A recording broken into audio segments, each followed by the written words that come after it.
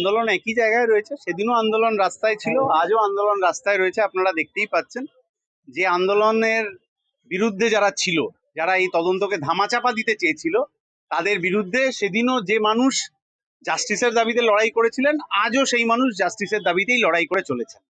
কোথাও কি দ্বিধা বিভক্ত হয়ে গেছে? আজ যাদের জন্য লড়াইটা করছিলেন সেই পরিবার তো আজ রাজনীতি কোনো দ্বিধার ব্যাপার নেই।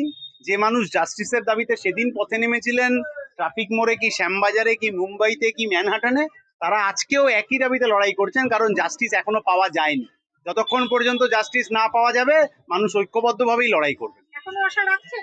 100 বার আশা রাখি, কারণ পরিবেশ বদলে যেতে পারে, পরিস্থিতি বদলে যেতে পারে, জাস্টিসটা আনতে হবেই, এটাই আমাদের চ্যালেঞ্জ।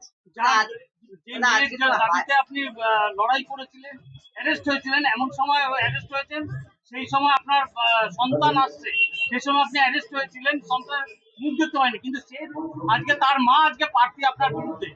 এটা আমার সন্তান বা অন্যের সন্তানের ব্যাপার না।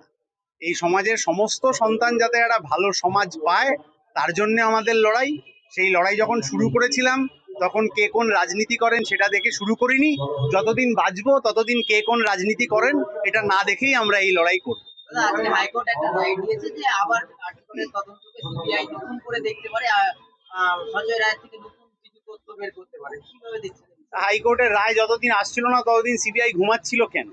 সিবিআই এর কাছে যে 50টা প্রশ্ন করা হলো, তার উত্তর পাওয়া গেল না কেন? সিবিআই হলফনামা বদলে ফেললো কেন?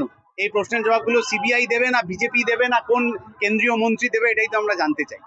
9 এপ্রিল কেন রাত দখল?